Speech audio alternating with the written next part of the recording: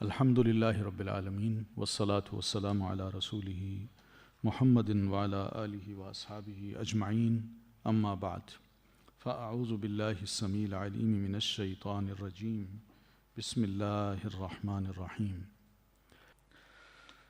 الم تر الی الذین اوتوا نصیبا من الکتاب، کیا نہیں دیکھا آپ نے ان لوگوں کی طرف جو دیے گئے ایک حصہ کتاب میں سے، یدعون الی کتاب اللہ، وہ بلائے جاتے ہیں طرف اللہ کی کتاب کے۔ تو کتاب کا ایک حصہ سے مراد کیا ہے؟ یعنی پوری کتاب کا تھوڑا بہت علم جو ان کو اللہ تعالیٰ نے دیا ہے،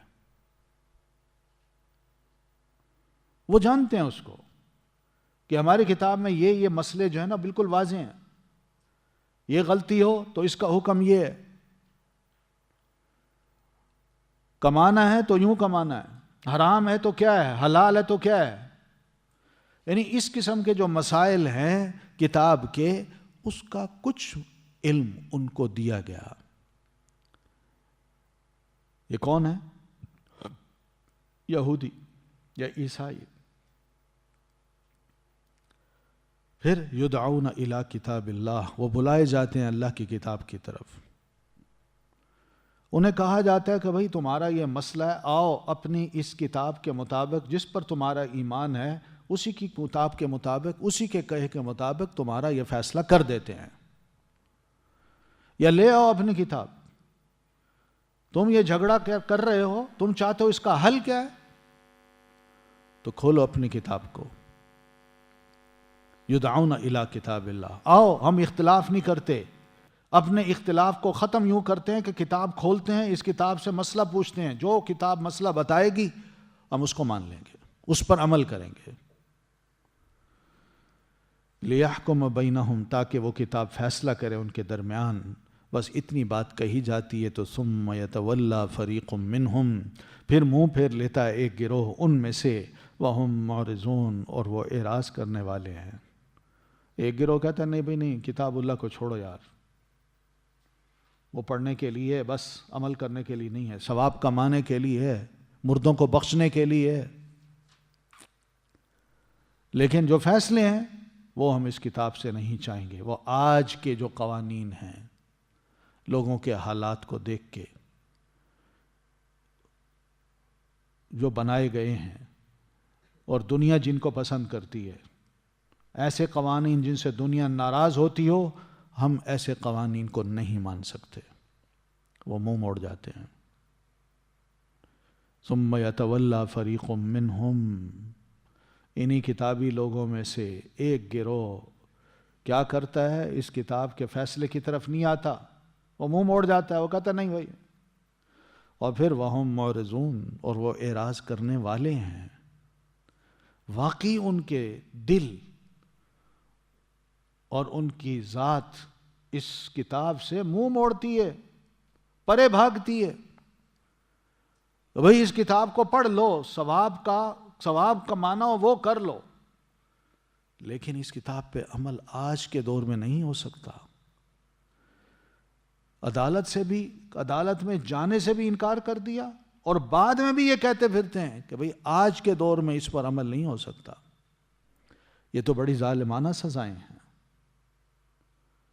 دنیا کیا کہے گی؟ ہم وحشی لوگ ہیں۔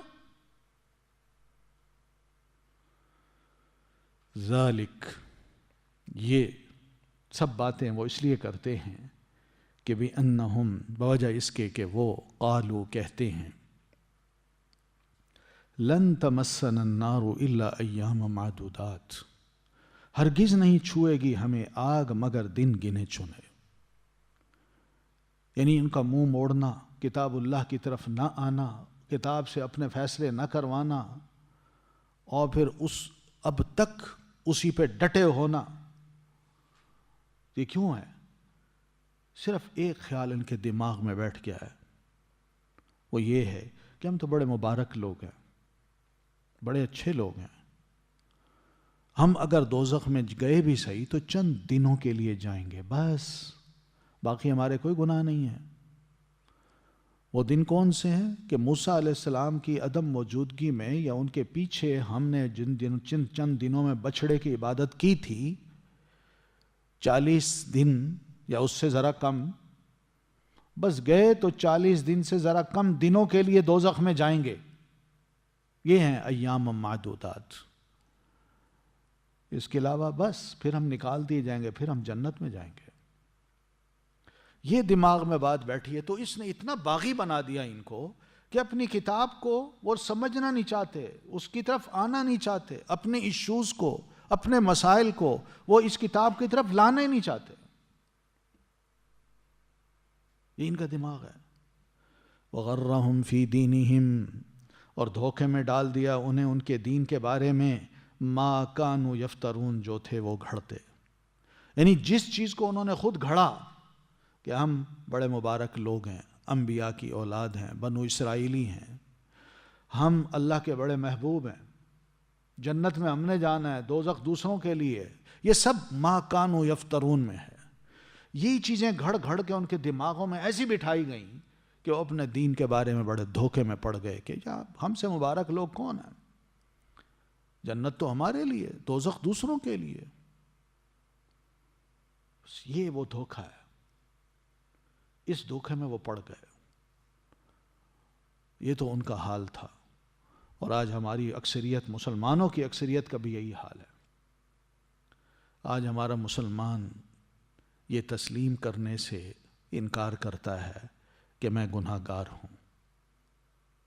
ہماری اکثریت وہ یہ تسلیم ہی نہیں کرتی کہ ہم گناہ گار ہیں. انہیں کہا جائے کہ توبہ کرو یار، بڑی کوتاہیاں کی ہیں زندگی میں. وہ کہتے ہیں کیا آپ ہمیں کہہ رہے ہیں ہم توبہ کریں؟ ناراض ہوتے ہیں. یہ حالت ہے لوگوں کی. وجہ کیا ہے؟ وہی دھوکہ کہ ہم رسول اللہ صلی اللہ علیہ وسلم کی امتی ہیں اور آپ کی جو شفاعت عظمی ہے اس کے ہم ہی تو حقدار ہیں. اور کون ہیں؟ جس نے لا الہ الا اللہ پڑھ لیا وہ دوزخ میں نہیں جا سکتا. ہم نے پڑھا ہوا لا الہ الا اللہ تو ہم دوزخ میں کیسے جا سکتے ہیں؟ یہ وہ دھوکہ ہے. اور بھئی لا الہ الا اللہ یہ بنو اسرائیل بھی پڑھتے تھے، اور ابو جہل بھی اللہ تعالیٰ کو مانتا تھا. اصل چیز یہ ہے کہ لا الہ پڑھ تو لیا ہے، اس کے تقاضے ہم پورے کر رہے ہیں کہ نہیں؟ کیا اللہ صرف یعنی ہم سے یہ چاہتا ہے کہ ہم تسبیح کے دانے پھیرتے رہیں، یا یہ بھی چاہتا ہے کہ ہم اپنے پورے وجود کو اس کے آگے جھکا دیں، یا یہ چاہتا ہے کہ میں جو کہوں اس کو کرو؟ کیا چاہتا ہے وہ؟ صرف یہ سمجھنا کہ بس میں اللہ اللہ کرتا رہوں، شاید اللہ مجھے معاف کر دے، یا اللہ واقعی مجھے معاف کر دے گا. یہ دھوکہ ہے. آج ہماری جو صورتحال بنی ہوئی ہے، تسبیح پھیرنے والے بہت ہیں، اللہ کا ذکر کرنے والے بہت ہیں، لیکن کیا ہماری اس حالت کو دیکھ کے کوئی واقعی دل سے کہہ سکتا ہے کہ اللہ ہم سے خوش ہے؟ یہ جو مسلمانوں پر اس وقت جو آفتیں آئی ہوئی ہیں، کوئی ملک مسلمانوں کا بچا؟ کتنا کفر جو ہے وہ اکٹھا ہو گیا ہے ہمارے خلاف، مگر ہم پھر بھی کہیں نہیں جی ہم تو جنت میں جائیں گے. یہ تو حالات آتے رہتے ہیں، بدلتے رہتے ہیں، لیکن کوئی ہمیں یہ کہے کہ ہم گناہ گار ہیں، ہم توبہ کریں، اس کو توبہ کرنی چاہیے کہ آئندہ ہمیں ایسے لفظ نہ کہے. یہ حالات ہیں ہمارے. یہ وہ دھوکہ ہے. کسی نے کسی کا دامن پکڑا ہوا ہے، کوئی کسی کو نذرانے دیتا ہے، کوئی چند دن کے ریچولز ادا کرنے کے بعد جو سو کالڈ اپنے بنائے ہوئے ہیں، وہ سمجھتے اس سے بڑھ کر کوئی نیکی ہے ہی نہیں. کوئی عجیب و غریب قسم کی حرکتیں کر کے سمجھتا ہے کہ میں اللہ کو خوش کر رہا ہوں. یہ کس کو متاثر کیا جا رہا ہے؟ کیا اللہ اس سے خوش ہوتا ہے؟ کیا رسول نے حکم دیا ہے؟ کیا اسلام یہ کہتا ہے؟ یہ سب دھوکہ ہے. دھوکہ کہ ہم بڑے اچھے لوگ ہیں، ہم فلاں کے فالوور ہیں، ہم نے فلاں کا دامن پکڑا ہوا ہے. یہ دھوکہ ہے. فَكَيْفَ إِذَا جَمَعْنَاهُمْ، تو ایسے لوگوں کو اللہ فرماتے ہیں تو کیسا حال ہوگا جب جمع کریں گے ہم انہیں لِيَوْمٍ لَا رَيْبَ فِيهِ، اس دن کے لیے جس کے آنے میں کوئی شک نہیں. اس وقت تو ہر انسان کا اپنا عمل ہوگا نا، تو ہم نے تو اسی عمل کے لیے تو کل قیامت کو برپا کرنا ہے. ہم نے تو صرف اتنا پوچھنا ہے کہ ہم نے دین اسلام جو دیا تھا اس کو تم نے کیا اپنی ذات پہ امپلیمنٹ کیا، اپنی سوچیں کیسی بنائیں، اس میں ڈسٹارشن کی، تبدیلی کی، تحریف کی، کیوں؟ کس نے اجازت دی تھی تمہیں؟ کیا اللہ اور رسول کافی نہیں تھے تمہیں بتانے کے لیے؟ کیا کتاب کافی نہیں تھی؟ کہاں ہیں وہ تمہارے بزرگ جن کے بارے میں تم بڑے دنیا میں خوش ہوتے تھے کہ میں نے ان کا دامن پکڑا ہوا ہے، لاؤ ان کو. فَكَيْفَ إِذَا جَمَعْنَاهُمْ، جب ہم ان کو جمع کریں گے اس وقت ان کا کیا حال ہوگا. اور وہ دن ایسا ہے کہ جس کے آنے میں کوئی شک نہیں. وَوُفِّيَتْ كُلُّ نَفْسٍ، اور پوری پوری دے دی جائے گی ہر نفس کو ما کسبت، جو اس نے کمائی کی. جو بھی انسان کمائی کر کے آئے گا اسی کا رزلٹ اس کو دکھا کے اس کی کمائی کا بدلہ اس کو دیا جائے گا. اس میں ذرہ برابر کمی نہیں کی جائے گی. جو کرے گا وہی بھرے گا. کوئی کسی کا ذمہ دار نہیں ہوگا، کوئی کسی کا بوجھ اٹھانے والا نہیں ہوگا.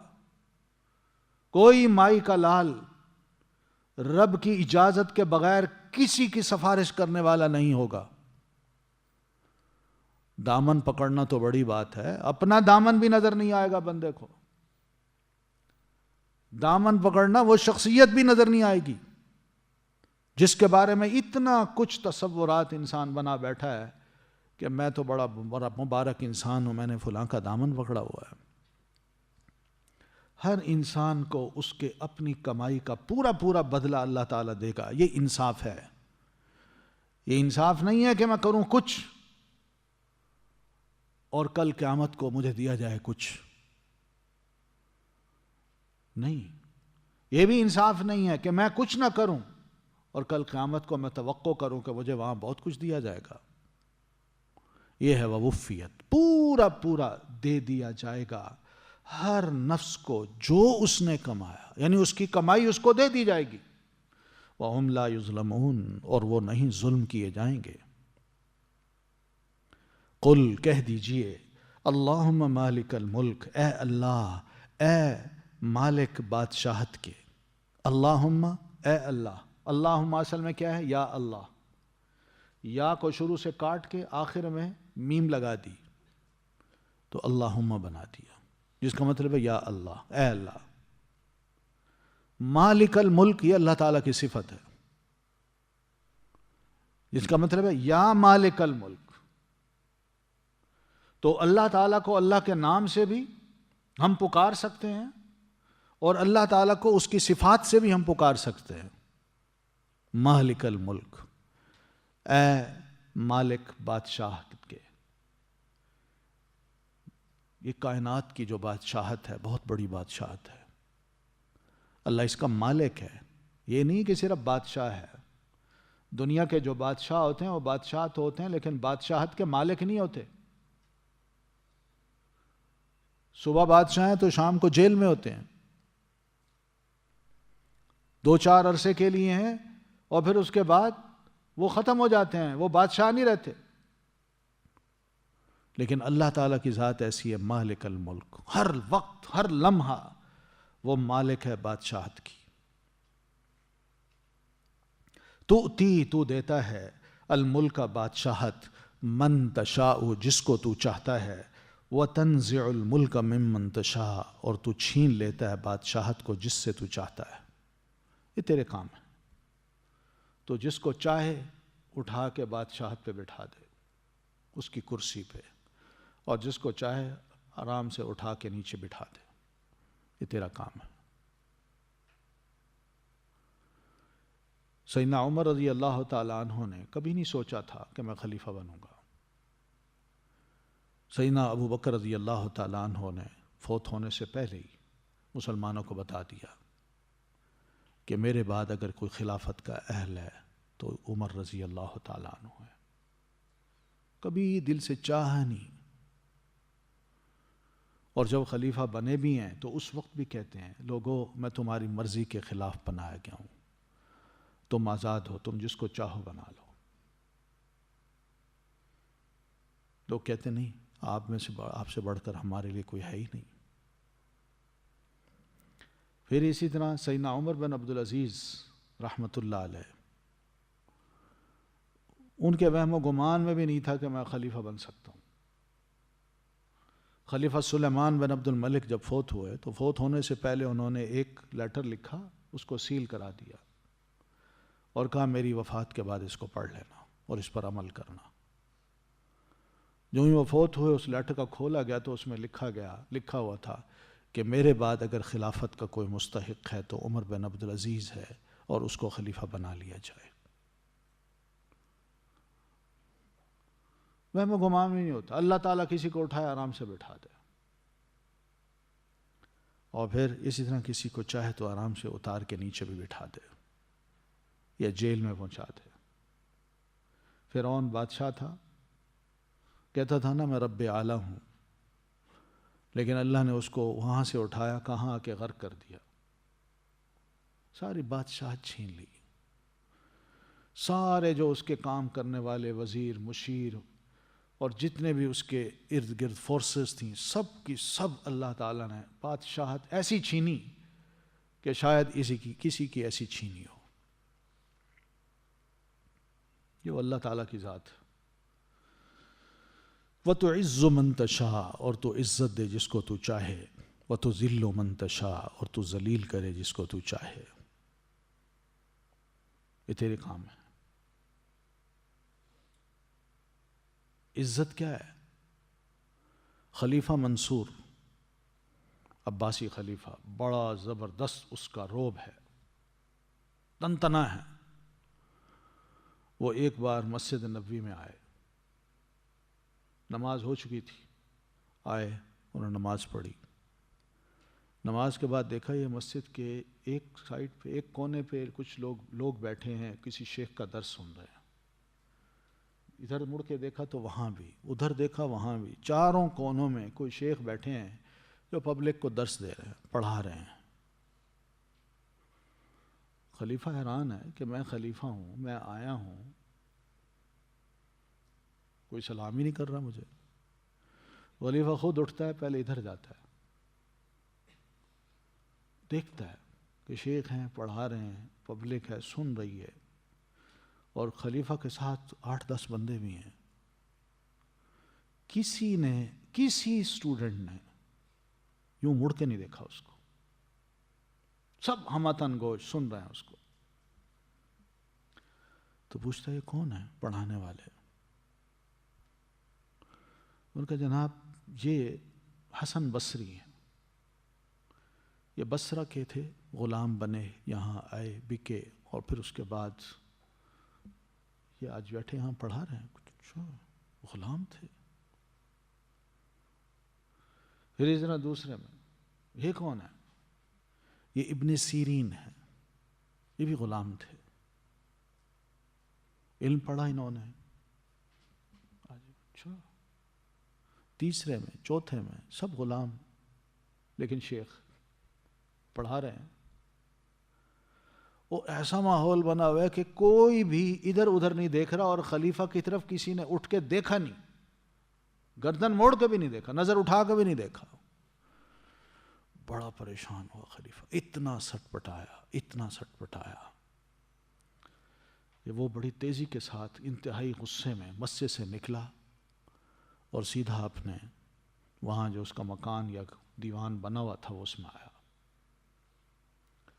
اب وہاں حال میں سب بیٹھے ہیں قریشی. یہ بعد میں جب آیا تو انتہائی غصے سے سب سے کہنے لگا، او قریشیو، تم کہاں مر گئے ہو؟ تمہاری عزت آج خاک میں مل گئی ہے. تم نے دیکھا ہے کہ میں مسجد میں گیا ہوں، چاروں کونوں میں گیا ہوں، کسی ایک بندے نے میری طرف مڑ کے نہیں دیکھا، اور وہاں پڑھانے والے بھی غلام ہیں، تم کہاں ہو؟ بڑے غصے سے اس نے بات کی. تو وہاں بیٹھے تھے امام جعفر صادق رحمۃ اللہ علیہ، جن کو امام زین العابدین کہتے ہیں یا زین العابدین. تو وہ تشریف فرما تھے، وہ کھڑے ہوئے. انہوں نے کہا بادشاہ جی ناراضگی کس بات کی؟ بات یہ ہے کہ ذالک فضل اللہ، ہم نے دنیا چاہی، اللہ نے ہمیں دنیا دے دی. انہوں نے علم چاہا، اللہ نے انہیں علم دے دیا. تو ذالک فضل اللہ یؤتیہ من یشاء، یہ اللہ کا فضل ہے، وہ جس کو چاہتا ہے دیتا ہے. آپ دنیا کو اچھا سمجھتے ہیں، آپ کو اللہ تعالیٰ نے دنیا دے دی. بادشاہ کو یہ بات لگی تو بڑی اچھی، لیکن تکلیف ہوئی. لیکن پھر یہ کہتا ہے خلیفہ، واللہ میں یہاں بیٹھ کے بھی ان شیخوں سے ڈر رہا ہوں جو مسجد میں بیٹھ کے پڑھا رہے تھے. میں اتنا جانتا ہوں کہ اگر وہ اپنے ان اسٹوڈنٹ کو اتنا کہہ دیں کہ اٹھو اور خلیفہ کے محل پہ حملہ کر دو، تو سب ٹوٹ پڑیں گے اور مجھے مار دیں گے. مگر میں اگر تمہیں کہوں تو مجھے پتہ نہیں تمہیں کتنے لوگ ہیں جو میرے وفادار ہیں. امام مالک رحمۃ اللہ علیہ موطا امام مالک کو مسجد نبوی میں پڑھا رہے تھے. اسٹوڈنٹ آتے تھے، سنتے تھے، ماشاءاللہ ایک روب تھا، اثر تھا، ان کا نام تھا، بہترین استاد تھے، عالم تھے، فقیہ تھے. تو خلیفہ نے اتنے میں کوئی خط لکھا اور اپنے بندے کو دیا کہ یہ مالک کے پاس لے جاؤ. تو جیسے گورنمنٹ کے بندے ہوتے ہیں، ان کو کیا پتا کہ بھئی یہ شیوخ ہیں، بیٹھے ہیں، پڑھا رہے ہیں، کچھ ادب آداب ہوتے ہیں. وہ سیدھا محفل کو کراس کرتا امام صاحب کے پاس ہے اور خط دے دیا. خط میں لکھا تھا کہ میری خواہش ہے، خلیفہ کی طرف سے وہ خط تھا، میری خواہش ہے کہ آپ میرے شہزادوں کو موطا امام مالک میرے محل میں آ کے پڑھائیں. تو امام مالک نے اسی وقت نیچے لکھا کہ انی لا اذل العلم، العلم یؤتی ولا یأتی. میں علم کو ذلیل نہیں کر سکتا، علم کے پاس آیا جاتا ہے، علم کو اپنے پاس نہیں لایا جاتا. بڑی خوبصورت بات کی. وہ چلا گیا. خلیفہ نے پڑھا، بڑا متاثر ہوا کہ بات صحیح ہے. شہزادے ہیں میرے، شہزادوں کو کہا بیٹا پڑھنا ہے علم تو چلو وہاں مسجد جاؤ. اب وہ یہاں نہیں آئیں گے، تمہیں جانا پڑے گا. پھر خیال آتا ہے بادشاہ کو، خلیفہ کو، شہزادے ہیں. پھر لکھتا ہے خط، اور خط میں یہ درخواست کرتا ہے شہزادے ہیں ذرا ان کو تھوڑی سی ویلیو دیجیے گا، اپنے پاس بٹھائیے گا. تو امام مالک رحمۃ اللہ علیہ نے لکھا کہ یہ محفل دین کی محفل ہے، اس میں جو جہاں آئے گا بیٹھے گا میں اس کو ہٹا نہیں سکتا. بس خلیفہ بڑا حیران کہ یہ معاملہ بھی ہے. اب بیٹوں کو کہتا ہے بیٹا سب سے پہلے تم کلاس میں پہنچو. اور یہ امین اور مامون دو بڑے خلیفہ گزرے ہیں. یہ دونوں سب سے پہلے نوجوان، یہی نوجوان سب سے پہلے مسجد میں پہنچتے تھے، اور پبلک آ رہی ہوتی تھی، یہ آگے بیٹھے ہوتے تھے. اور امام مالک پڑھا رہے ہیں. چند دن کے بعد وہی اسٹوڈنٹس میں سے کوئی اسٹوڈنٹ کہتا ہے کہ میں نے خود اپنی آنکھوں سے دیکھا کہ یہی شہزادے جو تھے، جو ہی امام مالک رحمۃ اللہ علیہ اپنا درس ختم کرتے اور اٹھ کے گھر جانے کے لیے چلتے تھے، تو اپنی جوتی لینے کے لیے جوتی کی جگہ پر جاتے تو یہی شہزادے ایک دوسرے کے آگے دوڑ رہے ہوتے تھے کہ میں اپنے استاد کی جوتی سیدھی کروں گا، تم پیچھے رہ جاؤ. مقابلہ ان کا یہ ہوتا تھا کہ میں اپنے استاد کی جوتی اٹھاؤں گا اور ان کے پاؤں کے آگے رکھوں گا. یہ ہے وہ عزت، تعز من تشاء وتذل من تشاء، تو جس کو چاہے ذلیل کرے، جس کو چاہے عزت دے، یہ تیرا کام ہے۔ اور ہمارے ہاں الحمدللہ علم کی وجہ سے علماء کو جو عزت ماضی میں ملی ہے وہ اس وجہ سے بھی ملی ہے، جہاں علم تھا وہاں عمل بھی تھا، خدا خوفی بھی تھی۔ آج ہماری عزت نہیں ہے، ہوس ہے، ہوس زر کی، لوگوں کی جیبوں پہ نظریں ہیں ہماری۔ اللہ ہماری جتنی بھی ضرورتیں پوری کر رہا ہے، ہم کہتے ہیں یہ بھی تھوڑی ہے۔ علم کے ساتھ ظلم ہے یہ انسان ویسے عمل نہ کرتا ہو، تو یہی وجہ ہے کہ عزت نہیں رہی۔ اور اللہ فرماتے ہیں وَتُعِزُّ مَن تَشَاءُ، مومن تم یہ کہو کہ اللہ تو ہی ہے، مالک الملک بھی ہے، تو عزت جس کو چاہتا ہے دیتا ہے، وَتُذِلُّ مَن تَشَاءُ، اور ذلیل کرتا ہے تو جس کو چاہتا ہے، بِيَدِكَ الْخَيْرُ، تیرے ہی ہاتھ میں بھلائی ہے۔ یہ زور ہے اس بات کا، یعنی شر بھی اللہ کی طرف سے ہوتا ہے مگر وہ بھلائی کو زیادہ پسند کرتا ہے۔ شر انسان کی بدعملی کی وجہ سے وہ ظاہر ہوتا ہے، اللہ نہیں چاہتا کہ بندہ شر کرے، مگر بندہ جب شر کو چنتا ہے تو ظاہر ہے وہ شر بھی اللہ کی طرف سے ہو جاتا ہے، مگر اللہ چاہتا نہیں ہے۔ اللہ کے ہاتھ میں کیا ہے؟ بھلائی، خیر ہی خیر ہوتی ہے اس کے پاس، وہ خیر دینا چاہتا ہے، مگر لوگ اپنی بدعملی کی وجہ سے شر کا جب ارتکاب کرتے ہیں تو شر بھی ان کے مقدر میں آ جاتا ہے۔ پھر اِنَّكَ عَلَىٰ كُلِّ شَيْءٍ قدیر، بے شک تو اوپر ہر چیز کے پوری طرح قدرت رکھتا ہے، بس اللہ سے مانگنا چاہیے۔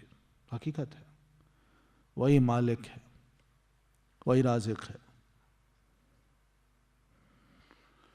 تولج اللیل فی النہار، تو داخل کرتا ہے رات کو دن میں۔ علاج کہتے ہیں آہستہ آہستہ کسی شے کا کسی شے میں داخل کرنا، اس کو کہتے ہیں تولج، علاج۔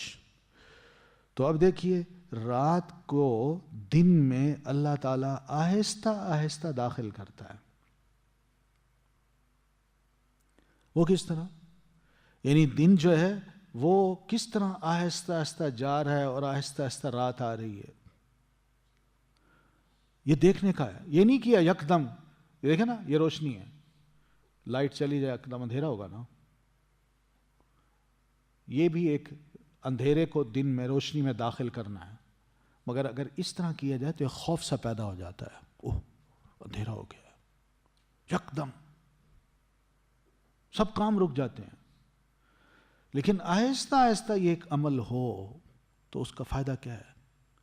بندوں میں گھبراہٹ نہیں آتی، بندے یوز ٹو ہوتے ہیں، اپنے کاموں کو پہلے سے سمیٹنا شروع کر دیتے ہیں۔ اور یہی رات کو آہستہ آہستہ جب دن میں داخل کرتا ہے تو انسان کیا، چھوٹے چھوٹے پرندے حشرات الارض، وہ بھی اپنی پلاننگ پہلے کر لیتے ہیں کہ بھئی اب رات ہونے والی ہے، اڑو اور پہنچو اپنے گھونسلے کی طرف، اور جو کھانا ہے وہ بھی کھا لو۔ اور پھر اس سے موسموں کی تبدیلی بھی ہوتی ہے۔ وَتُولِجُ النَّهَارَ فِي اللَّيْلِ، اور تو آہستہ آہستہ داخل کرتا ہے دن کو رات میں۔ یہ ہے اللہ کے کام۔ وَتُخْرِجُ الْحَيَّ مِنَ الْمَيِّتِ، اور تو نکالتا ہے زندہ کو مردہ سے، اور تو وَتُخْرِجُ الْمَيِّتَ مِنَ الْحَيِّ، اور تو نکالتا ہے مردہ کو زندہ سے۔ مردہ کو زندہ سے کیا نکالتا ہے اللہ تعالیٰ؟ زندہ کو مردہ سے۔ مردہ انڈا لے لے نا، انڈا ایک مردہ شے ہے نا، اس کے اندر سے کیا اللہ نکالتا ہے؟ ایک زندہ چیز، چوزا۔ کتنا خوبصورت ہوتا ہے، دیکھا ہے یہ چوزا جب نکلتا ہے ایسے لگتا ہے اللہ تعالیٰ نے اس کی آنکھوں میں کوئی بڑا خوبصورت سا نا سرما ہوتا ہے، کیا ہوتا ہے، ہاں کاجل، وہ ایسی سلائی گھمائی ہے اس کی آنکھوں میں، کیا خوبصورت ہوتا ہے ماشاءاللہ۔ کون ہے جو اس انڈے کے اندر گیا ہے جبکہ انڈا چاروں طرف سے بند تھا، کوئی شے اس کے اندر سے باہر نہیں آئی اور باہر سے اندر نہیں گئی، لیکن کون ہے؟ حیران کون کام ہے۔ اللہ فرماتا ہے تم کہو کہ تخرج الحی من المیت، کہ تو نکالتا ہے زندہ کو مردہ سے، اور اسی طرح وَتُخْرِجُ الْمَيِّتَ مِنَ الْحَيِّ، اور تو نکالتا ہے مردہ کو زندہ سے۔ مرغی سے انڈا نکالتا ہے نا اللہ، اور انڈے سے مرغی نکالتا ہے۔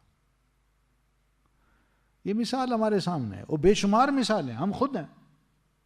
ہمارا اوریجن کیا ہے؟ اور ہم جیسے پیدا ہوئے، ہمارا اوریجن کیا تھا؟ ایک سپرم ہی تھا نا۔ اس سپرم کو اللہ تعالیٰ نے کس طرح اس کو گرو کیا، اور آہستہ آہستہ وہ انسان بن کے دنیا میں آ گیا۔ یہ تھوڑے کام ہے۔ بیج کو لے لیں، بیج کو، ایک بیج ہے، سیڈ، اس کو آپ زمین میں دفن کریں اور پھر دیکھیے اس سے کیا کچھ نکلتا ہے۔ زمین ہے، بنجر پڑی ہے، کچھ بھی نظر نہیں آتا، مردہ۔ بارش ہوتی ہے تو چند دنوں میں یہی زمین لہلہا اٹھتی ہے۔ یہ کون کرتا ہے؟ اللہ۔ وَتَرْزُقُ مَن تَشَاءُ بِغَيْرِ حساب، اور تو رزق دیتا ہے جس کو چاہتا ہے بغیر حساب کے۔ یہ تیرے کام ہے۔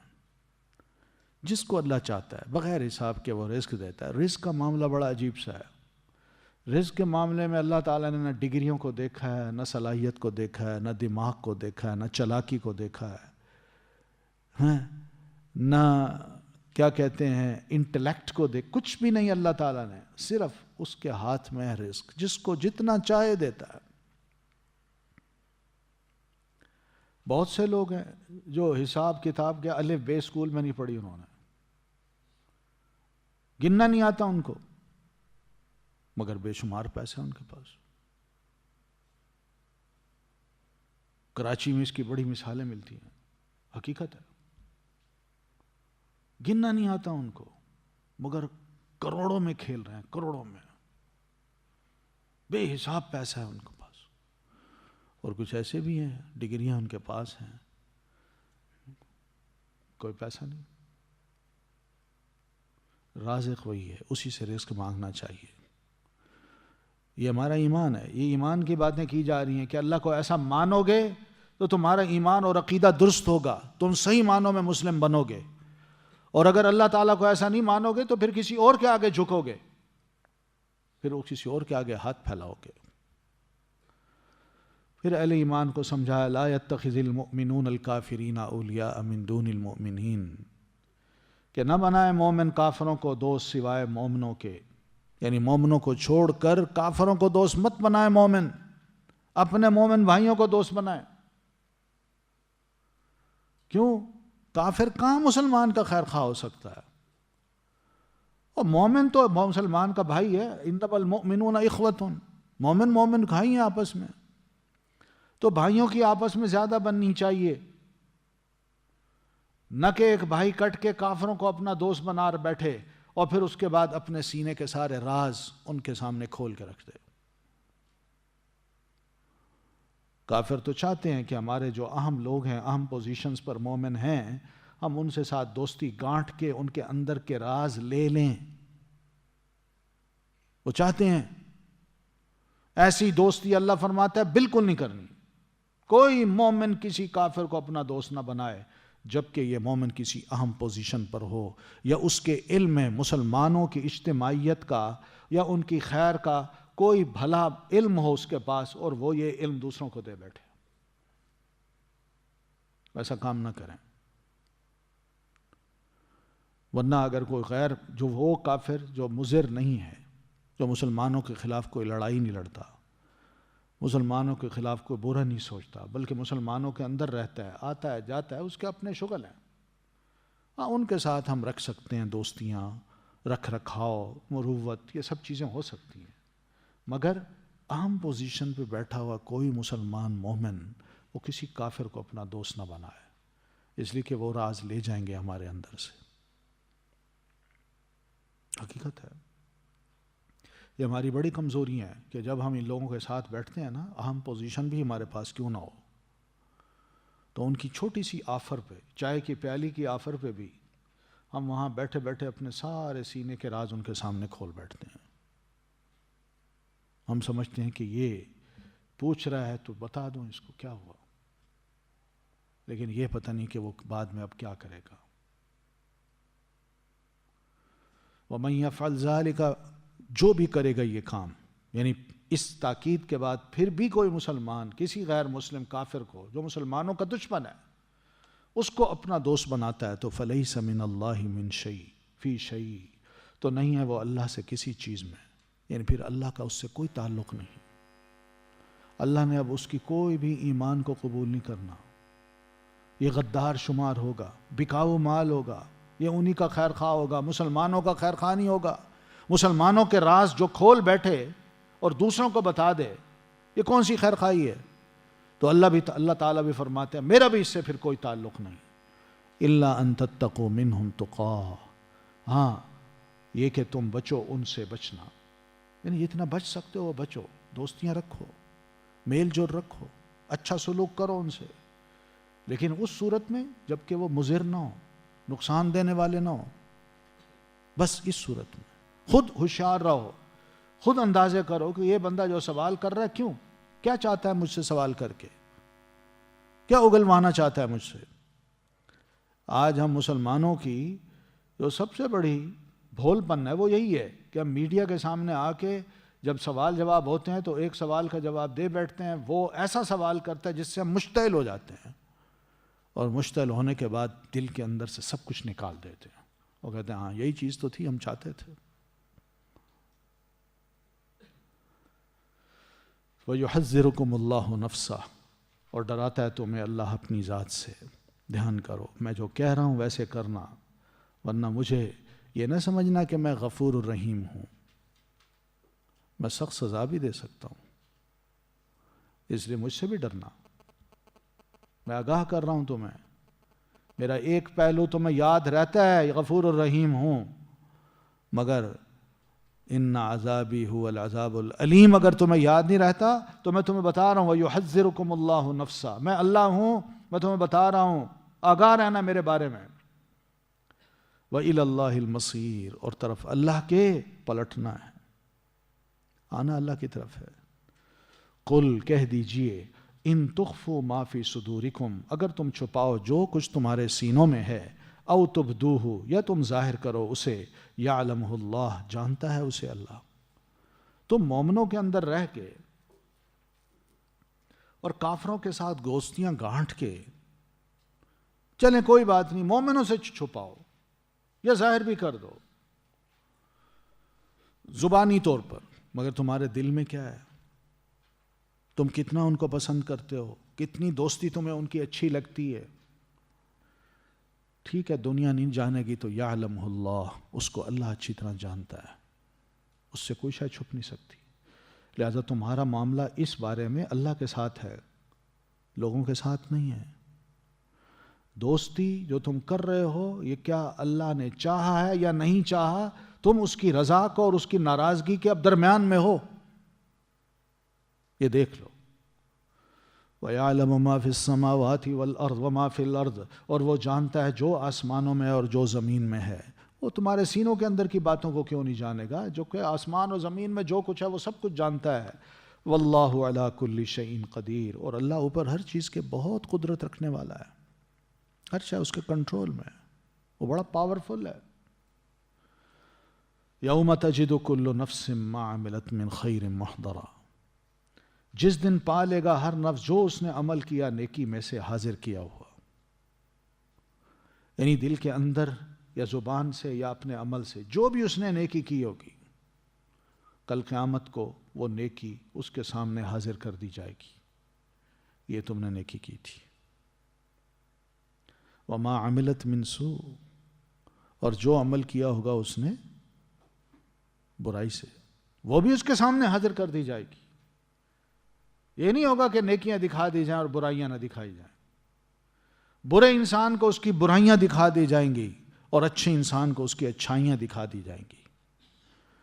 اور یہ بھی ہو سکتا ہے کہ ایک اچھے انسان کو جہاں اس نے اچھے کام کیے اس کے برے کام بھی بتا دے اس کو. ہر شے اللہ فرماتے ہیں میں بندے کے سامنے رکھ دوں گا. کل نفس، ہر نفس، چاہے وہ نبی ہے، چاہے وہ ولی ہے، چاہے وہ امام ہے، چاہے وہ کسی بھی نسل کا ہے انسان، اس کے اندر جان ہے، وہ دنیا میں رہا ہے بحیثیت ایک انسان کے، ایسے نفس کا ایک ایک عمل چاہے وہ اچھا ہو یا برا اس کے سامنے حاضر کر دیا جائے گا۔ اب جب اس کے سامنے حاضر کیا جائے گا تو یہ بھی کہا جائے گا بھئی اپنے اس نامہ اعمال کو پڑھو، تم خود ہی بتاؤ غلط ہے، کہیں کوئی غلطی کی ہے ہم نے؟ تود لو ان بینہا و بینہ امدا بعیدا، وہ اپنے اس نامہ اعمال کو دیکھ کے چاہے گا کاش کہ ہوتا میرے اس کے درمیان اور درمیان اس کی برائی کے ایک فاصلہ دور کا۔ وہ دیکھے گا اپنے برے اعمال کو، واقعی میں نے یہ بلنڈر کیے تھے، اتنا شرمندہ سب کے سامنے ذلیل ہو رہا ہوگا، اور دل کے اندر اس کی خواہش یہ ہوگی کہ کاش کہ میری یہ برائی اور میں اتنے آپس میں ہم دور ہوتے کہ ہم ایک دوسرے کو نظر نہ آتے، کاش یہ میرے پاس نہ آتی۔ دنیا آج مجھے دیکھ رہی ہے، میں سمبل بن گیا ہوں، میرے اوپر کچھ علامتیں ہیں برائی کی، اور دنیا دیکھ کے کہہ رہی ہے فلاں بندہ فلاں کام کرتا تھا، میدان محشر میں بھی ذلیل و خوار ہوگا ایسا بندہ۔ وَيُحَذِّرُكُمُ اللَّهُ نَفْسًا، یہ دیکھ لیجئے ہر بندے کے بارے میں اللہ فرما رہے ہیں، جس نے کوئی برائی کی ہوگی تو اس کی برے اعمال کا نامہ اعمال جب اس کو دے دیا جائے گا تو وہ حسرت کرے گا، شرمندہ ہوگا، ذلت سے بچنے کے لیے یہ کہے گا، مگر وہ بچ نہیں سکے گا، وہ ذلیل ہوگا۔ کوئی بھی ہو برا انسان، وہ اپنے نامہ اعمال کو یوں دیکھے گا۔ وَيُحَذِّرُكُمُ اللَّهُ نَفْسَهُ، اور ڈراتا ہے تمہیں اللہ اپنی ذات سے، کہ مجھے یہ نہ سمجھنا کہ میں تمہیں فلاں کا باپ فلاں کی اولاد ہونے کی وجہ سے بخش دوں گا، فلاں خاندان کا فرد ہونے کی وجہ سے بخش دوں گا، نہیں، میں ایسا نہیں ہوں، میں نے ایک ایک بندے کے عمل کو دیکھنا ہے اور اس کے عمل کی بنیاد پہ اس کو جزا یا سزا دینی ہے۔ میرے بارے میں محتاط رہو، مت سمجھو کہ میں غفور الرحیم ہوں، یہ بھی سمجھو کہ میرا عذاب بھی بڑا دردناک عذاب ہے، اس لیے ہر بندہ محتاط رہے۔ واللہ رؤوف بالعباد، اور اللہ بہت شفیق ہے بندوں پر، یہ اس کی کم شفقت ہے کہ وہ دنیا میں ابھی مرے نہیں تم، پہلے ہی تمہیں آگاہ کر رہا ہے کہ الرٹ رہو، اپنے آپ کو تیار کر لو، کچھ کر لو، خود کرو۔ قل ان کنتم تحبون اللہ، کہہ دیجئے اگر ہو تو محبت کرتے اللہ سے، فاتبعونی یحببکم اللہ، تو پیروی کرو میری، محبت کرے گا تم سے اللہ، وَيَغْفِرْ لَكُمْ ذُنُوبَكُمْ، اور وہ بخش دے گا تمہارے لیے تمہارے گناہوں کو، وَاللَّهُ غَفُورٌ الرحیم، اور اللہ بہت بخشنے والا ہے، نہایت رحم کرنے والا ہے۔ دنیا میں ہیں لوگ بہت سے، صرف مسلمان نہیں، غیر مسلم، ان میں بھی جو عیسائی ہیں، یہودی ہیں، یا اسی طرح اور مذاہب کے لوگ ہیں، سب یہ دعویٰ کرتے ہیں کہ ہم خدا سے محبت کرتے ہیں، سب کہتے ہیں۔ نبی علیہ السلام کے دور میں مکہ کے جو مشرکین تھے وہ بھی یہی دعویٰ کیا کرتے تھے، اور پھر ارد گرد جو اور لوگ تھے جن میں آپ یہودیوں اور عیسائیوں کو بھی لے لیں، یا مشرکین عرب جو ہیں وہ بھی یہ دعویٰ کیا کرتے تھے کہ اللہ سے محبت تو ہماری بھی ہے۔ مراد یہ ہے کہ اللہ کے رسول جس طرح بلا رہے ہیں، اللہ کا تعارف ہی کراتے ہیں نا، اللہ تعالیٰ کی محبت کی طرف بلاتے ہیں نا، تو اللہ سے محبت ہم کرتے ہیں، تو لہٰذا آپ کے پیغام میں اور ہمارے عمل میں کوئی فرق تو ہے نہیں۔ مراد یہ تھی ان کی کہ جس طرح یہ اللہ کا تعارف کرا رہے ہیں، اللہ تعالیٰ کی طرف عبادت کی طرف بلا رہے ہیں، ہم بھی اس سے محبت کرتے ہیں، ہم بھی اس کی عبادت کرتے ہیں۔ یہ اور بات ہے، محبت کے طریقے ان کے کچھ اور تھے، عبادت کے طریقے کچھ اور تھے۔ تو اللہ تعالیٰ نے فرمایا دیکھو، بات یہ ہے کہ اگر تم محبت اللہ سے کرتے ہو تو اس کا اظہار اگر ویسے غور کیا جائے تو دیکھا جائے تو ہر شخص، ہر مذہب والا اپنے اپنے طریقے کو اللہ سے محبت کا طریقہ بتاتا ہے، اور دعویٰ بھی یہی کرتا ہے کہ میری محبت کا طریقہ فلاں کی محبت کے طریقے سے زیادہ بہتر ہے، یا میں جتنا اللہ سے محبت کرتا ہوں شاید دنیا میں کوئی اور اللہ سے محبت نہیں کر سکتا۔ تو یہ ہر ایک کا دعویٰ بھی ہے، اور اپنی محبت کو دوسری کی محبت پر ترجیح بھی دے رہا ہے، اور اللہ سے اپنے لنک کو بھی جوڑ رہا ہے۔ کیا یہ سب دعوے اگر سن لیے جائیں تو کیا واقعی سب کی محبت درست ہوگی؟ آخر کسی کی محبت ہوگی نا صحیح. تو اس لیے اللہ تعالیٰ نے ان تمام محبت کے دائیوں کو یا عاشقوں کو یہ سمجھایا کہ اگر تم واقعی اللہ سے محبت کرتے ہو، دعویٰ ہے تمہارا، تو فاتبعونی، تو تم پیروی کرو میری. یعنی میں بھی تمہارے اندر ایک انسان جیسا اٹھا ہوں، اللہ کا نبی بنا ہوں. میں نے اللہ تعالیٰ کی بات سنی اور جیسے اللہ فرماتا گیا میں ویسے کرتا گیا، اپنے آپ کو ڈھالتا گیا. اس کی عبادت بھی میں نے کی، عبادت کا طریقہ بھی اپنایا، وہ بھی اس نے مجھے سکھایا. اس نے اپنی عبادت میں اپنی تسبیحات، اپنی تحمید، تحلیل، اپنا ذکر کرنا بھی مجھے سکھایا، اور یہ بھی بتایا کہ میں کیسے رکوع کروں، کیسے سجدہ کروں، اور سجدے میں کیا پڑھوں. پھر ذکر کے اور بڑے طریقے بتائے. وہ سب چیزیں میں نے اللہ سے سیکھی ہیں، لوگوں سے نہیں سیکھی. کوئی آبائی طریقے نہیں ہیں جو میں نے سیکھے ہوں، یا فلاں سے کچھ سے، یعنی فلاں گروپ سے میں نے کچھ چیزیں لے لیں اور فلاں سے کچھ چیزیں لے لیں اور فلاں سے کچھ لے کے اس کو ملغوبہ بنا کے میں نے کہا لیجیے جی ساری محبتوں سے بڑھ کر یہ اللہ کی محبت کا ایک دعویٰ ہے. نہیں، فاتبعونی، تم میری پیروی کرو. میں اللہ کا رسول ہوں. رسول اللہ کے سب کے زیادہ قریب ہوتا ہے، اور اللہ اپنے رسول کی جو تربیت کرتا ہے عبادت کے لیے بھی اور اس کی اخلاقی تربیت بھی، وہ کسی اور کی نہیں کرتا. اللہ ہی سجھاتا ہے اپنے نبی کو کہ کس طرح اللہ کی عبادت کیجئے، کس طرح اس کا ذکر کیجئے، کس طرح اس سے محبت کی جاتی ہے. وہ طریقہ وہی سکھاتا ہے، اور میں نے یہ طریقہ سیکھا ہے. میں اللہ کا رسول ہوں، اللہ تعالیٰ نے مجھے یہ سب کچھ سکھایا ہے. لہذا فاتبعونی، تم ایسا کرو، میری اتباع کرو. میں نے جس طریقے سے اللہ کی محبت کی ہے تم اسی طریقے سے اللہ کی محبت کرو. مجھے فالو کرتے جاؤ، تمہیں اللہ کی محبت نصیب ہوتی جائے گی. تو اس کا فائدہ کیا ہوگا؟ یحببکم اللہ، محبت کرے گا تم سے اللہ تعالیٰ. پھر اللہ تم سے محبت کرے گا. تم صرف محبت کرنے والے نہیں ہوگے، تم بھی اللہ کے محبوب بن جاؤ گے، جیسے اللہ نے مجھے اپنا محبوب بنایا ہوا ہے. یہ عبادت، یہ ریاضت جو میں نے کی ہے، جو اپنے رب کا کہنا مانا ہے اور اپنے آپ کو اس طرح ڈھالتا گیا ہوں، اس کا یہ نتیجہ ہے کہ اللہ مجھ سے محبت کرنے لگ گیا ہے. کیونکہ جو اس نے کہا میں نے ویسا ہی کیا. تو اللہ خوش کیوں نہ ہو؟ تو میں جیسے کرتا ہوں تم ویسے کرو، پھر دیکھو اللہ تم سے محبت کرے گا. اور نہ صرف محبت کرے گا بلکہ وَيَغْفِرْ لَكُمْ ذُنُوبَكُمْ، اور وہ بخش دے گا تمہارے لیے تمہارے گناہوں کو. ذنوب ذنب کی جمع ہے. ذنب کہتے ہیں گناہ کو. اسی طرح ایک لفظ ہوتا ہے ذنب، زال نون با، دونوں ایسے ہی لکھا، ایسے ہی جاتا ہے. ایک ہوتا ہے ذنب، نون کے اوپر جزم ہے، اور دوسرا ہوتا ہے ذنب. ذنب کہتے ہیں ٹیل کو، دم کو. تو ذنب کی جمع کیا ہے؟ ذنوب. اور ذنب کی جمع کیا ہے؟ اذناب، ٹیلز. ٹھیک ہے؟ تو یہاں ذنب ہے، اس کی جمع ذنوب. تو بخش دے گا، اور بخش دے گا تمہارے لیے تمہارے گناہوں کو. یعنی تم سے نہ صرف اللہ محبت کرے گا بلکہ میری اطاعت میں تمہارے گناہوں کو بھی اللہ تعالیٰ معاف کر دے گا.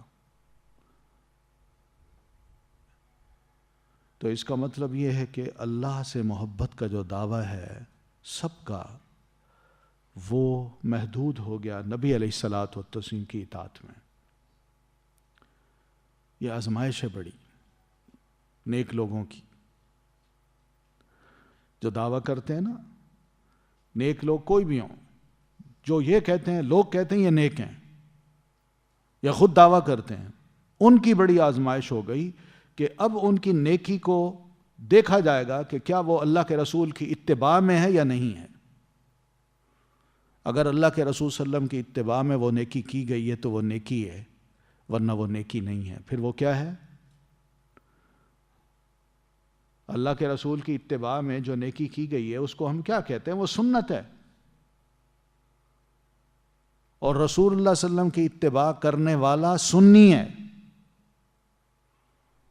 اور کرنے والے کون ہیں؟ اہل السنہ ہیں.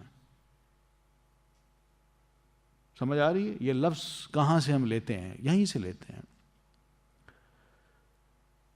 تو جو اللہ کے رسول صلی اللہ علیہ وسلم کی اتباع کرتا ہے، آزمائش اس کی ہو گئی کہ اب وہ اللہ کے رسول کی اتباع کر کے اپنی محبت کو خالص ظاہر کر رہا ہے یا نہیں، یا اس میں کچھ ملاوٹ ہے.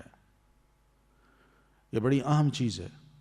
بڑے نیک لوگ جو ہے نا، جن کے بارے میں بڑے دعوے کیے گئے، وہ بالکل ایک طرف ہو گئے ہیں اس سے. اب کل ہی ایک صاحب مجھے بتا رہے تھے کہ آج میں کسی بزرگ کو ملا ہوں جو 40 سال پہلے کسی ایک بزرگ کو ملے جو ادھر مری کے علاقے میں رہتے تھے. بزرگ تھے، بڑے بزرگ تھے. وہ کیا بزرگ تھے؟ کپڑے نہیں پہنتے تھے. وہ پیشاب پخانہ بھی وہیں کر رہے ہیں. جو آتا اس کو گالیاں بھی دیتے تھے. پبلک کہتی ہے نیک بزرگ ہیں. اب کیا واقعی یہ اس کو کہا جا سکتا ہے یہ نیکی ہے؟ کیا نبی علیہ الصلاۃ والتسلیم نے اللہ کی عبادت نہیں کی؟ کیا اللہ کے رسول صلی اللہ علیہ وسلم نے اللہ سے محبت نہیں کی؟ لیکن آپ کی محبت میں یہ چیز نظر آتی ہے؟ یا آپ کپڑے اتار دیں نعوذ باللہ، اور جو آنے والے ان کو گالیاں دیں؟ یعنی یہ تو خلاف سنت کام ہے. اس کے باوجود بھی لوگ اگر یہ یقین کریں کہ یہ بزرگ ہے، نیک ہے، تو یہ کون سی نیکی ہے؟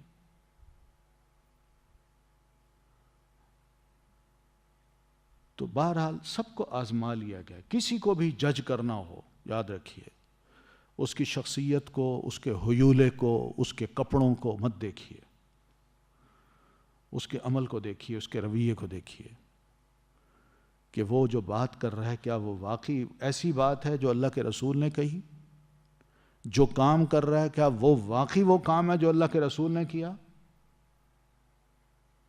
جو عبادت کر رہا ہے یا جو ذکر کسی کو دے رہا ہے کیا واقعی اللہ کے رسول نے بھی دیا؟ یہ اصل چیز ہے. ایسے لوگوں کا امتحان ہو جاتا ہے. اور یہ یاد رکھیے جہاں اللہ کے رسول کی اتباع نہیں، وہ سنت نہیں ہے، وہ بندہ سنی نہیں ہے. پھر کون ہے؟ وہ مبتدع ہے، وہ بدعتی ہے. وہ پھر بدعت کی طرف ہی دعوت دے گا. اس لیے بدعتی سے تو ویسے ہی بچنا ہے. ہمارے پیارے نبی صلی اللہ علیہ وسلم کا ارشاد ہے، من احدث فی امرنا ھذا ما لیس منہ فہو رد. جو ہمارے اس دین میں کوئی بھی نئی بات بطور ثواب کے گھڑتا ہے، جو میں نے نہیں کہی، میں نے نہیں کی، اور اس کو ثواب بنا کے لوگوں کو بتاتا ہے، آپ فرماتے ہیں فہو رد، وہ ریجیکٹڈ ہے. نہ میں اس کو پسند کرتا ہوں، نہ اللہ اس کو پسند کرے گا. کوئی اس کا ثواب نہیں. تو فاتبعونی. امام حسن بصری رحمۃ اللہ علیہ فرماتے ہیں کہ اللہ تعالیٰ نے یعنی اس آیت کے ذریعے سے بڑے بڑے لوگوں کے دعووں کو چھانٹ مارا ہے. جو کہتے ہیں نا ہمیں اللہ سے بڑی محبت ہے، وہ فرماتے ہیں زعم قوم انہم یحبون اللہ. کچھ لوگ بڑا دعویٰ کرتے ہیں کہ ہم اللہ سے محبت کرتے ہیں. تو فابتلاہم اللہ بہذہ الآیہ. تو اللہ تعالیٰ نے ان کو اس آیت کے ذریعے سے آزمائش میں ڈال دیا کہ ان کنتم تحبون اللہ فاتبعونی. اگر تم اللہ سے محبت کا دعویٰ کرتے ہو تو پھر میری اتباع کرو. یعنی جو بھی اللہ تعالیٰ سے محبت کا دعویٰ کرتا ہے اس کے بارے میں قرآن مجید کی اس آیت کا فیصلہ یہی ہے کہ وہ جب تک نبی علیہ الصلاۃ والتسلیم کی خوبصورت سیرت اور آپ کی سنت پاک کو فالو نہیں کرے گا، وہ کبھی بھی سیدھی راہ پہ نہیں ہو سکتا، اور نہ ہی اس کی محبت اللہ تعالیٰ سے سچی ہو سکتی ہے.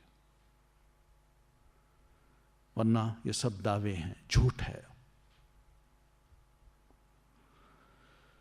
پھر اسی طرح امام فضیل ابن عیاض رحمۃ اللہ علیہ ایک بہت بڑے اللہ کے ولی گزرے. جوانی میں ڈاکو تھے، بلکہ گینگ کے سربراہ تھے. اللہ تعالیٰ نے ہدایت دے دی، قرآن سنا، دل ایسا پسیجا کہ وہ چھوڑ دیا سب کچھ. تو یہ بعد میں اللہ تعالیٰ نے ان کو موقع دیا، انہوں نے بیٹھ کے عبادت کی، دین پڑھا، ایک ایک قرآن مجید کے ان مسائل پہ غور و فکر کیا. اور یہ غور و فکر کے نتائج ہیں. عبادت انسان جب ڈوب کے کرتا ہے نا صرف اللہ کی، اور نبی علیہ الصلوۃ والتسلیم کے طریقے کو اپنا کے، پھر دیکھیے کہ انسان کو اللہ تعالیٰ کیا سجھاتا ہے، کیا کیا باتیں اس کے دماغ سے نکلتی ہیں، کیا دل میں باتیں بیٹھتی ہیں.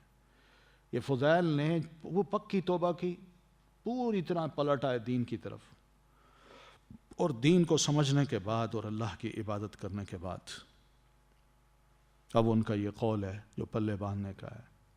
فرماتے ہیں ادرکت خیار الناس کلہم اصحاب سنہ، میں نے انسانوں میں بہترین انسان ان لوگوں کو پایا ہے، سب کے سب جو بہترین انسان تھے وہ کون تھے؟ وہ سنت رسول کو فالو کرنے والے تھے. اور یہ کیا کرتے تھے؟ ینہون عن اصحاب البدع، یہ جو بدعتی لوگوں تھے ان سے لوگوں کو روکتے تھے، ان کے قریب نہیں جانا، ان کی بات ہی نہیں سننا. قریب نہیں جانا کہ یہ مطلب نہیں کہ کوئی بزدل بن جاؤ تم، کہ ان کی بات سن کے خدا نہ خواستہ تم بدعتی بن جاؤ گے یا ان کی بات تمہارے اوپر اثر کرے گی. ایسا مسئلہ نہیں ہے، جاؤ ان کے قریب دیکھو، لیکن اس کا مطلب یہ کہ ان کی کسی بات کو تم دیکھو کہ وہ واقعی سنت کے خلاف ہے تو تم اس سے پرے ہٹو، اس کے قریب نہ جاؤ. لوگوں کو منع کرتے تھے. پھر اسی طرح امام ابو بکر ابن عیاش رحمۃ اللہ علیہ، ان سے کسی نے سوال کیا کہ من السنی، سنی کون ہوتا ہے؟ تو قال، انہوں نے فرمایا الذی اذا ذکرت الاہواء لم یتعصب الی شیء منها، جب اس کے سامنے خواہشات کی کوئی بات ہو تو وہ ان میں سے کسی ایک کے بارے میں متعصب نہیں بنتا، اس کی عصبیت نہیں جاگتی کہ یہ چیز میں پسند کر لوں، یہ پسند کر لوں، یہ کرنی چاہیے، اس کا یہ ثواب ہے. اس کے اندر وہ جوش نہیں آتا، اس لیے کہ خواہشات ہیں، وہ خواہشات سے پرے ہٹتا ہے. یہ سنی ہے. اتنی خوبصورت بات ہے، کیونکہ بدعت ساری خواہشات کا نام ہے.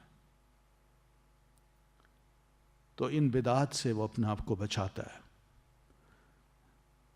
دیکھیں نا، بعض باتیں ایسی ہیں جو ہم نے گھڑ لی ہیں، بڑی خوبصورت لگتی ہیں، یار یہ کرتے ہیں بڑا مزہ آتا ہے. اب یہ خواہش ہے. وہ کیا ہے؟ 5 وقت کی نماز پڑھنا مصیبت لگتی ہے، لیکن شب رات کو 100 نفل رات کو جاگ جاگ کے پڑھنا بڑا اچھا لگتا ہے نا. یہ وہ خواہش ہے جو اس کے دل میں بیٹھ جاتی ہے اور اسی کے بارے میں بڑا متعصب ہو جاتا ہے. لیکن سنی جو ہے وہ ایسی خواہشات سے پرے ہٹتا ہے، وہ کہتا ہے نہیں، سنت رسول کچھ اور ہے، یہ حرکتیں کچھ اور ہیں. صحابہ کرام جو ہیں رضوان اللہ علیہم اجمعین، یہ مسئلہ ہے، سمجھ لیجئے. وہ فرماتے ہیں ہم اپنے دور میں اگر کسی کے گھر میں کوئی میت ہو جاتی تو اس کے جنازہ پڑھنے کے بعد اس کے گھر میں جمع ہونا، تعزیت کے لیے جمع ہونا، ہم اپنے دور میں اس کو نوحہ شمار کرتے تھے. آج کوئی مانتا ہے اس کو؟ کوئی تعزیت کرنے نہ آئے تو لوگ ناراض ہوتے ہیں. صحابہ پھر کیا کرتے تھے؟ جب جمع نہیں ہوتے تھے تو کیا کرتے تھے؟ وہ مسجد میں آیا، لڑکے کا والد ہے یا اس کا بھائی ہے یا اس کا شوہر ہے بیوی کا یا اس کا کوئی بھی رشتہ دار ہے، اس کو تعزیت کی، کھڑے کھڑے نماز پڑھی، تعزیت کی، کچھ تعزیتی الفاظ کہے، ان للہ ما اخذ ولہ ما اعطى، جو اللہ کا تھا اس نے لے لیا اور جو اس نے دیا تھا وہ بھی اسی کا تھا. وکل شیء عندہ بأجل مسمى، اللہ تعالیٰ نے ہر شے کو کا ایک وقت مقرر کیا ہوا ہے، بس یہ لفظ کہتے اس کو سمجھا دیتے، بس سمجھ آ جاتی اس کو. یہ چلتے پھرتے تعزیت ہوتی تھی، جمع نہیں ہوتے تھے. کہتے تھے جمع ہونے کا مطلب ہم کیا سمجھتے تھے کہ یہ کیا ہے، یہ نوحہ ہے، نوحہ، اور نوحہ اسلام میں حرام ہے، یہ نبی علیہ السلام نے فرمایا. ہماری اکثریت اس کو نہیں سمجھتی، لیکن یہ بھی ایک خواہش ہوتی ہے انسان کی. حقیقت میں دیکھا جائے تو سنت رسول کو دیکھیں تو اس میں ہمیں کوئی ایسی چیز نظر نہیں آتی، صحابہ کرام کے دور میں ایسی چیز نظر نہیں آتی کہ کوئی بڑی سے بڑی شخصیت فوت ہوئی ہو تو صحابہ جو ہے نا وہ اس کے گھر جا کے جمع ہوئے ہوں. نہیں، مسجد میں ملتے ہیں، مسجد میں تعزیت کر لیتے ہیں، اور مسجد میں ہی بیٹھ کے اللہ رسول کی باتیں ہوتی ہیں، ایک دوسرے کو نصیحت کر دیتے ہیں، یا راہ چلتے ہوئے ایک دوسرے کو تعزیت کر دیتے تھے. لیکن اگر میرے گھر میں اناؤنس کر دوں کہ بھئی سوئم کل ہوگا، یا سوئم کے دن آپ تشریف لا سکتے ہیں، اب یہ اناؤنسمنٹ جو ہے یہ کیا ہے؟ دیکھا جائے تو یہ کیا ہے؟ تعزیت کے لیے کوئی آنا چاہے تو میرے گھر فلاں وقت آ جائے، یہ کیا ہے؟ لوگوں کو دیکھا جاتا ہے کون کون لوگ آئے ہیں اور آ کے بیٹھے ہیں. بندے کا دل اپنا بڑا خوش ہوتا ہے کہ چلیں بھئی بہت سے لوگ آ گئے، میرا کچھ نام ہو گیا، میری عزت رکھی گئی. یہی ہوتا ہے. ورنہ جو بھی جاتے ہیں یقین مانیے ان کو یہ مسنون دعا آتی نہیں ہے کہ وہ اس کو کہہ سکیں. حقیقت ہے. چلیں بھئی تم جاتے ہو تو کم از کم یہ مسنون دعا ہے تعزیت کی، وہی کر لو. وہ بھی نہ کرتا. جائیں گے خاموشی سے بیٹھ جائیں گے، دعا کریں جی. ہر بندہ ایک دعا ختم ہوئی دوسرا آیا جی دعا کر لیں، تیسرا آیا جی دعا کر لیں. او بھئی منہ سے کچھ کہو یار. تمہارے دل میں اگر کوئی افسوس ہے، غم ہے، اس سے ہمدردی ہے تو اس کو کچھ تو کہو. کچھ نہیں کہتا کوئی. تو یہی وہ چیز ہے جو انسان اپنی شے کو، اپنی ذات کو ذرا نمایاں کرنا چاہتا ہے. یہ کون سی سنت ہے؟ یہ بھی دل کی خواہش ہے. ایسی خواہش جب دل میں ابھرتی ہے تو بندہ یہ چاہتا ہے میں اس کو کچھ کروں اور اس کے لیے متعصب بن جاؤں، اس کے لیے جوشیلا ہوں اور لوگوں کو بتاؤں کہ یہ ہو رہا ہے، یہ کرنا ہے. جبکہ سنی وہ فوراً غور کرتا ہے یار یہ کام جو ہو رہا ہے کیا واقعی اللہ کے رسول صلی اللہ علیہ وسلم کی سنت ہے کہ نہیں. اگر نہیں ہے تو وہ خاموش رہتا ہے، پرے ہٹتا ہے. نہ، بس وہ زیادہ زیادہ ہمدردی یہی کرے گا. اور سب سے بڑی ہمدردی یہی ہے کہ اس کو کہیں ملے گا مسجد میں، اس سے جا کے تعزیت کر لے گا. اور اگر زیادہ تر کرے گا تو یہی کہ اس کو اپنی نماز کے بعد کی دعاؤں میں یاد رکھے گا کہ اللہ اس کو معاف کر، اللہ اس پر رحم کر، اس کو عذاب قبر سے بچا، اللہ اس کی قبر کو جنت کے باغوں میں سے ایک باغ بنا. اس طرح کی دعا کرے گا. مومن کی دعا مومن کو لگتی ہے، چاہے اس کی عدم موجودگی میں بھی کیوں نہ ہو. یہ نبی علیہ الصلوۃ والسلام کو فرمان ہے. دعا قبول ہوتی ہے اس کی. سکھایا ہمیں قرآن مجید میں ربنا اغفر لنا ذنوبنا واسرافنا. یہ کس کی دعا ہے؟ کوئی بندہ اپنے آپ کو تو نہیں کہہ رہا، اپنے سب مسلمانوں کے بارے میں کہہ رہا ہے. تو کہنا میں یہ چاہ رہا ہوں کہ سنی سنت کو اپنے سامنے رکھ کے ان بدعات سے پرے ہٹتا ہے. لیکن بدعتی آدمی جو ہے وہ اپنی اس خواہش کو، نفس کی خواہش کو پورا کرنے کے لیے اپنے اندر جوش پیدا کرتا ہے اور وہ اس کے لیے سب کچھ کرے گا، متعصب بن جائے گا. مگر سنی ایسا نہیں کرتا. اس لیے جو اہل السنہ ہیں انہی کی تعریف بھی یہی کی گئی ہے کہ جو اللہ کے رسول صلی اللہ علیہ وسلم کی سنت کو ایسے مواقع پر فالو کریں وہ صحیح معنوں میں اللہ سے محبت کرنے والے ہیں. یہ ہے فاتبعونی کا معنی. تو فاتبعونی، میری پیروی کرو.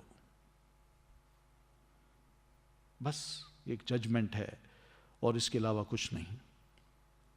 یحببکم اللہ، محبت کرے گا تم سے اللہ. وَيَغْفِرْ لَكُمْ ذُنُوبَكُمْ، اور وہ بخش دے گا تمہارے گناہوں کو. یعنی جب تم رسول کی اتباع کرو گے تو اس سچی اتباع کی برکت سے اللہ تعالیٰ تمہارے پچھلے گناہ معاف کر دے گا جتنی غلطیاں ہوئی ہیں. واللہ غفور الرحیم، اور اللہ بہت بخشنے والا ہے، بہت رحم کرنے والا ہے. یعنی اس کو یہ مت سمجھے کہ پچھلے گناہ ہمارے معاف نہیں کرے گا، نہیں، وہ غفور ہے. ورنہ وہ تمہارے گناہوں کو بخش دے تو اس کو پرواہ نہیں ہے، بلکہ بہت بخشتا ایسے بھی ہے کہ وہ رحم بھی کھاتا ہے ایسے بندے پہ، اس کے سارے گناہوں کو نہ صرف معاف کرتا ہے بلکہ گناہوں کو نیکیوں میں بدل لاتا ہے. یہ کچھ بھی کر سکتا ہے وہ، اس لیے اس کو یہ مت سمجھیے کہ وہ گناہ معاف نہیں کرے گا. قل، کہہ دیجئے، اطیعوا اللہ والرسول، اطاعت کرو اللہ کی اور رسول کی. یہ پھر مزید تاکید کی ہے کہ محبت کا دعویٰ اس وقت تک سچا نہیں ہو سکتا جب تک تم اللہ اور اس کے رسول کی اطاعت نہیں کرو گے. یہی ہے نجات کا راستہ. فَإِن تَوَلَّوْا، پھر دھمکی دے دی اللہ تعالیٰ نے، سخت وعید کی بات کی ہے کہ جو ہماری اس بات پہ راضی نہیں ہوتا اور منہ موڑتا ہے، فَإِنَّ اللَّهَ لَا يُحِبُّ الْكَافِرِينَ، تو یقیناً اللہ تعالیٰ نہیں محبت کرتا کافروں سے. دیکھیے، نبی کے طریقے کی مخالفت کو اللہ تعالیٰ کیا کہہ رہا ہے؟ کفر.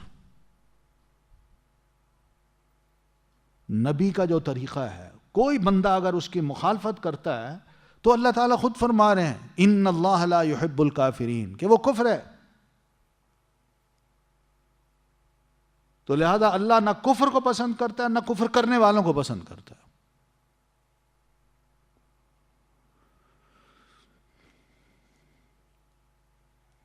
کتنی بڑی آزمائش ہے کہ جو اللہ تبارک و تعالیٰ نے ہم مسلمانوں پہ ڈال دی ہے. حقیقت ہے، ہمارے ہاں بڑے نیک لوگ ہیں، ایک ہی مسجد میں بہت سے نیک لوگ ہو سکتے ہیں، اپنے آپ کو بڑا اچھا سمجھ سکتے ہیں، لیکن سب کو معیار اور کسوٹی اپنی بنانی چاہیے کہ میں جو کر رہا ہوں کیا اللہ کے رسول کی اتباع میں یہ کام ہو رہا ہے یا نہیں. بس کیا میں اللہ کے رسول کی پیروی کر رہا ہوں یا نہیں.